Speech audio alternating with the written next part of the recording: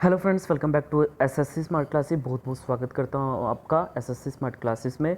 तो इससे पहले मैंने आपको मॉडर्न हिस्ट्री मैंने स्टार्ट कर दी थी, तो उसमें मैंने आपको ब्रिटिश काल में भारतीय अर्थव्यवस्था के बारे में बताया था। ठीक है, बता चुका था मैं स्थायी बंदोबस्त के बारे में, कैसे जो अंग्रेज हैं वो भारत की अर्थव्यवस्था को अपने हित के लिए यूज़ कर रहे थे, कृषि का व्यवसायीकरण कर रहे थे।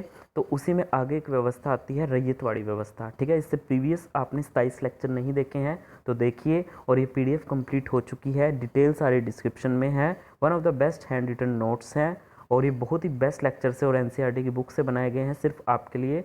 तो ज़रूर देखिएगा इनको। और इसमें 1500 एमसीक्यू जो कि आपके डायरेक्ट एग्जाम में आ जाते हैं वो भी आपको इस पीडीएफ में मिलेंगे। और ये पीडीएफ 48 एमबी की है और इसमें लगभग 745 पेजेस हैं, जिसमें आपके लगभग 300 जो पेजेस हैं जिसमें आपकी थ्योरी है। आगे आपके एमसीक्यूज चलेंगे। आगे देखिए रैयतवाड़ी व्यवस्था। देखिए रैयतवाड़ी व्यवस्था अल्टीमेटली ये भी एक तरीके का अंग्रेजों ने वेपन यूज़ किया था अपनी अर्थव्यवस्था को मजबूत बनाने के लिए। तो रैयत का मतलब होता है किसान। तो किसानों के ऊपर ये थोपी गई थी। इससे पहले आपने स्थायी बंदोबस्त पढ़ा, जिसमें जमींदारों को जो है वो उत्तरदायित्व किया गया कि वो किसानों से टैक्स वसूलें और उनको जो है वो जमींदार को ही इसमें मालिक बनाया गया ज़मीन का। लेकिन इसमें उल्टा है, इसमें समझौता किसानों के साथ किया, क्योंकि जमींदारों क्या कर रहे थे, फेल हो जा रहे थे वो लगान वसूलने में। तो इसी वजह से इन्होंने अब थोड़ा सा चेंज कर दिया। इसने किसानों को जो है वो जमींदारी का स्वामी जो है वो माना गया, जमींदार का।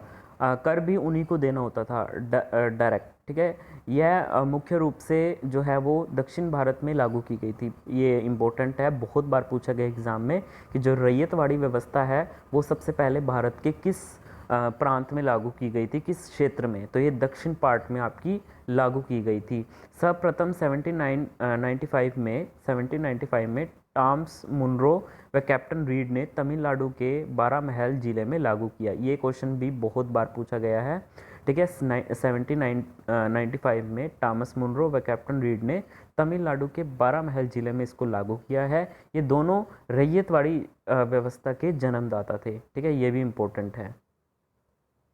आगे देखिए, ब्रिटिश भारत के 4 क्षेत्रों में इसको लागू किया गया। वो कौन कौन से हैं देख लेते हैं। मद्रास प्रेसिडेंसी, बम्बई प्रेसिडेंसी, असम और कर्नाटक के कुर्ग में। ठीक है, ये लागू की गई, ये आपको याद रखने हैं।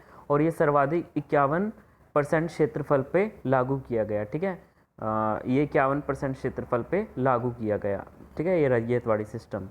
ठीक है, तो ये मैंने बता दिया आपको रैयतवाड़ी के बारे में, इसके बारे में इतना बहुत है। अब आगे देखिए आपका महालवाड़ी व्यवस्था। ठीक है, ये भी इम्पोर्टेंट है। महालवाड़ी व्यवस्था, देखिए महाल का जो अर्थ होता है वो होता है ग्राम समुदाय। पूरे ग्राम समुदाय को, भूमि समुदाय का, इसमें एक कम्युनिटी को वो रिप्रेजेंट कर रहे हैं। उस कम्युनिटी को इकट्ठे होकर के ही आगे टैक्स पे करना पड़ता था। मतलब वो क्या करेंगे, जैसे ग्राम समुदाय है वो गाँव में रहने वाले हर किसान से टैक्स इकट्ठा करेगा और अल्टीमेटली उसको सरकारी कोष में जमा करवा देगा, जो भी ब्रिटिशर्स का था। तो महाल का अर्थ होता है ग्राम समुदाय। पूरे ग्राम समुदाय को भूमि समुदाय का स्वामी माना गया था। सर्वप्रथम हाल्ट मैकेंजी ने 1822 में इसको लागू किया गया था। ये नोट कर लीजिए, वेरी वेरी इंपॉर्टेंट है कि जो महलवाड़ी व्यवस्था है सर्वप्रथम कब और किसने लागू किया था। ये हाल्ट मैकेंजी ने 1822 में लागू किया था। 3 क्षेत्रों में ये लागू किया गया था, ये भी इम्पोर्टेंट है। पंजाब में, यूपी के आगरा अवध क्षेत्र में और मध्य प्रांत में ये लागू किया गया था। ठीक है, ये महलवाड़ी व्यवस्था सर्वाधिक ये 30% क्षेत्र पे लागू किया गया और रैयतवाड़ी जो है वो 51% क्षेत्र में लागू किया गया था। और एक आपका कौन सा बचा था जो सबसे फर्स्ट था, स्थायी बंदोबस्त, इस्तेमारी बंदोबस्त भी जिसको हम नाम से जानते हैं। तो उसमें 19% जो है वो क्षेत्र पर लागू किया गया था, ब्रिटिश साम्राज्य के अंतर्गत जो आते हैं। और इसमें आपका 30% क्षेत्रफल पर ये लागू किया गया था। आगे देखिएगा, कलकत्ता प्रेसिडेंसी में स्थायी बंदोबस्त की जमींदारी व्यवस्था लागू की गई। ठीक है, कलकत्ता प्रेसिडेंसी में स्थायी बंदोबस्त की जमींदारी व्यवस्था लागू की गई, बताया था मैंने ये। उसके बाद देखिए कृषि का व्यवसायीकरण। जो कृषि का व्यवसायीकरण है उसका मतलब ये बेसिकली यही हो गया कि कृषि का जो है एक तरीके से व्यवसाय की तरह यूज़ करना। जो ब्रिटिशर्स थे वो इनडायरेक्टली क्या यूज़ कर रहे थे, किसानों पर वो एक तरीके से उनको लालच दे करके नकदी फसलें उगाने के लिए उनको प्रोत्साहित कर रहे थे, ठीक है, ताकि वो एज अ रॉ मटेरियल उनको यूज़ करके ब्रिटिश वहाँ इंग्लैंड में ले जाएं और वहाँ पे जो फैक्ट्रीज़ हैं उनमें वो माल तैयार हो और फिर वो भारत में आके उसका भारत में एक तरीके से बाजारीकरण उनका किया, भारत में आकर के उन चीज़ों को बेचा, ठीक है। जैसे कपास हो गया आपका, चाय हो गया, नील, गन्ना का, कॉफ़ी, पटसन, तो ये सारी चीज़ें थी, इन्हीं चीज़ों पर बढ़ावा दिया। खाद्यान्न फसलों पर उन्होंने इतना ज़्यादा टैक्स लगा दिया, किसानों को जब कुछ बचेगा ही नहीं तो अल्टीमेटली इनडायरेक्टली तरीके से एक तरीके से किसानों को उन्होंने नकदी फसलें उगाने के लिए एक तरीके से बढ़ावा दे दिया, ठीक है। मतलब एक तरीके से इनडायरेक्टली ही कह लो आप, डायरेक्ट उनको कोई ऑर्डर नहीं दिए पर उनको लालच दे दिया, ठीक है, बात वही है, ठीक है। अब देखिए अगर भारत में ही वो फैक्ट्रीज़ हों और भारत में वो कच्चा माल यूज़ हो तो कितने सारे एम्प्लॉयज़ जो होंगे उनको रोज़गार मिलेगा, कितने सारे एम्प्लॉय होंगे वहाँ पे, वर्कर्स काम करेंगे, लेकिन ऐसा कुछ तो हुआ ही नहीं, ठीक है, ये सब कुछ हुआ नहीं। तो बस यही सारी वजह थी ना कि उन्होंने उन्होंने कभी चाहा नहीं कि इंडियन इकोनॉमी जो है वो आगे जाए, तभी उन्होंने नेशनल इनकम का आकलन किया नहीं, ठीक है। तो ये सारे कुछ मेन फैक्टर्स थे, ठीक है। आगे देखिएगा, अंग्रेज व्यापारी किसानों को पहले से रकम देकर एक अग्रिम समझौता करते थे, जैसा कि मैंने आपको बताया, ये एडवांस में उनसे एक एग्रीमेंट करवा लेते थे कि आपको ये नकदी फसलें ही उगानी हैं ताकि किसान अपने खेत के निश्चित भूभाग पर नकदी फसल ही उगाएं। उसके बाद देखिए तिनकड़िया प्रथा, क्या होती है तिनकड़िया प्रथा वो भी देखिए। एक अग्रिम संविदा के तहत चंपारण बिहार के किसानों को ज़मीन का 3/20 भाग पर नील की खेती करने के लिए बाध्य किया जाता है। बहुत पूछा जाता है, इवन ये सबसे ज़्यादा सिविल सर्विस एग्ज़ाम में पूछा गया है। तिनकड़िया प्रथा, एक अग्रिम संविदा के तहत चंपारण बिहार के किसानों को ज़मीन का 3/20 भाग पर जो है वो नील की खेती के लिए उनको एक तरीके से बाध्य किया गया है, ठीक है। उसके बाद देखिए ब्रिटिश भारत के, ठीक है, ब्रिटिश काल में ब्रिटिश भारत के अकाल अधिक लगान के कारण किसानों ने खेती में रुचि लेना बंद कर दिया, ठीक है, बंद कर दिया था। उसके बाद देखिए कृषि का व्यवसायीकरण, देखिए अकाल क्यों पड़ा था, ये इसलिए पड़ा था क्योंकि खाद्यान्न फसलें वो उगाने में रुचि नहीं लेते थे, ठीक है, इसलिए वो अकाल एक तरीके से पड़ गया, भुखमरी जैसी कंडीशन जो है वो आ गई थी। उसके बाद देखिए किसानों का कृषि का व्यवसायीकरण, ब्रिटिश भारत में पहला अकाल 1769 से 70 में पड़ा, जिसमें बंगाल, बिहार, उड़ीसा की 1/3 आबादी समाप्त हो गई थी, ठीक है। ये इतनी ज़्यादा यहाँ पर अकाल पड़ गया था, भुखमरी आ गई थी। ब्रिटिश भारत में कुल जो है वो 9 अकाल पड़े थे ब्रिटिश भारत में। सबसे भीषण अकाल बंगाल के 1943 में पड़ा था, जिसमें बंगाली लोग भागकर यूपी व बिहार में पलायन कर गए थे, ठीक है। इसको एक तरीके से बंगाली टीला भी हम बोल सकते हैं, क्योंकि काफ़ी सारी संख्या में ये बंगाली जो है ना लोग, ये यूपी और बिहार में जो है वो पलायन कर गए थे, ठीक है, तो उनको एक तरीके से बंगाली टीला ही बोल दिया।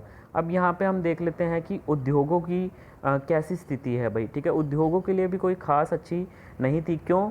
क्योंकि ब्रिटिश भारत की जो औपनिवेशिक नीति है, औपनिवेशिक नीति मतलब यही है कि वो इंडिया की जो इकोनॉमी है उनको आगे उनको बूस्ट नहीं करने दे रहे थे, और किसानों को नकदी फसलें जैसे आपकी रॉ मटेरियल के लिए जो यूज़ हो सकें, कपास वगैरह हो गया, ठीक है, तो ऐसी चीज़ें ले जा कर के वो इंग्लैंड ले जा रहे थे ताकि वहाँ पे प्रोडक्शन कर सके बजाय कि इंडिया में।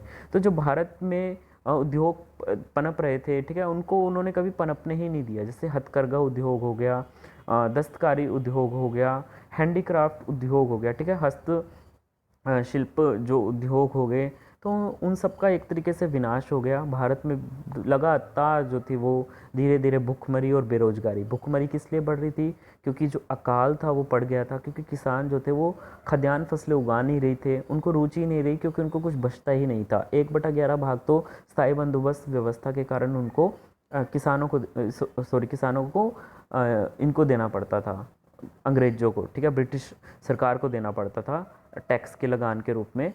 और फिर इससे क्या हुआ, खाद्यान्न फसलों लगाने में किसानों की रुचि नहीं रही और बेरोज़गारी और ये जो भुखमरी है वो बढ़ती रही। इससे भारत में विऔद्योगीकरण हुआ, ठीक है, विऔद्योगीकरण हुआ। परंपरा जो है वो परंपरागत जो कन्वेंशनल उद्योग हैं, ठीक है, परंपरागत जो हैं वो तरीके से जो उद्योग चले आ रहे थे उनका विनाश हो गया। हथकरघा उद्योग हो गया, दस्तकारी उद्योग हो गया, इन सब का विनाश हो चुका था। भारत में नए उद्योगों का विकास नहीं हुआ, ठीक है, भारत में जो नए उद्योग हैं ना उनका विकास नहीं हुआ। और उद्देश्य क्या था इनका, बस उद्देश्य क्या था, ये जो नीति इन्होंने अपनाई थी, भारत सिर्फ कच्चे माल का निर्यातक बने, जैसे कि मैंने आपको बताया था ये चीज़। और दूसरी बात है जो रेडीमेड सामान है ना उसका वो आयातक बने, मतलब वो माल तैयार कर दें और उनको इंडिया में ले जा कर के बेचें। फॉर एग्ज़ाम्पल मैं आपको बताता हूँ, जैसे भारत में सपोज करो गेहूँ या चावल उगा दिया आपने, अब चावल है, चावल उग तो भारत में गए, अब इन्हीं चावल पे अलग अलग से इनको पॉलिश उतार करके स्टेमा राइस बना के अलग अलग कैटेगरीज, इसकी अच्छी तरह से इसको मॉडिफाई करके स्टीम बना करके स्टीम राइस बना करके, ठीक है, और उसकी अच्छे से पैकेजिंग करके ये इंग्लैंड वाले, ठीक है, ये ब्रिटिश लोग ये इंडिया में ला करके अगर उसको बेचें और ज़्यादा पैसों में, मतलब सामान सारा वही, चावल वही जो इंडिया से इन्होंने बहुत ही कम दाम में ले लिया था और उसकी अच्छे तरीके से पैकेजिंग करके, ठीक है, मॉडिफाई करके उसको इंडिया में ला करके डबल दाम पर बेच रहे हैं। 40 रुपये किलो ख़रीदा होगा और 80 रुपये पैकेट वो किलो का बेच रहे हैं यहाँ इंडिया में आके। इस तरीके की जो नीति है ये अंग्रेज़ों की थी। तो रेडीमेड माल का सामान जो है वो ये आयातक बने, मतलब भारत का उन्होंने एक तरीके से बाजारीकरण कर दिया, भारत को एक तरीके से बाजार बना दिया कि अपने प्रोडक्ट यहाँ भारत में ला करके बेचने हैं। यद्यपि 19वीं शताब्दी के उत्तरार्ध में, ठीक है, कुछ उद्योगों की स्थापना हुई, ठीक है, इसमें कुछ आपके जो सफल उद्योग हैं वो कौन कौन से हैं वो मैं आपको बता देता हूँ। 1854 में एक सफल प्रयास हुआ था बम्बई में सूती कपड़ा उद्योग, ठीक है, ये कुछ थे, कुछ सफल उद्योग थे। तो ये कंप्लीट हुआ इसी तरह से आपका ब्रिटिश पीरियड के दौरान, ब्रिटिश काल के दौरान भारत की इकोनॉमी पर किस तरह से इफेक्ट पड़ा। ये वीडियो आपको अच्छी लगी तो लाइक और अपने दोस्तों के साथ, यार इतना सपोर्ट तो आप कर ही सकते हो। तब तक के लिए धन्यवाद।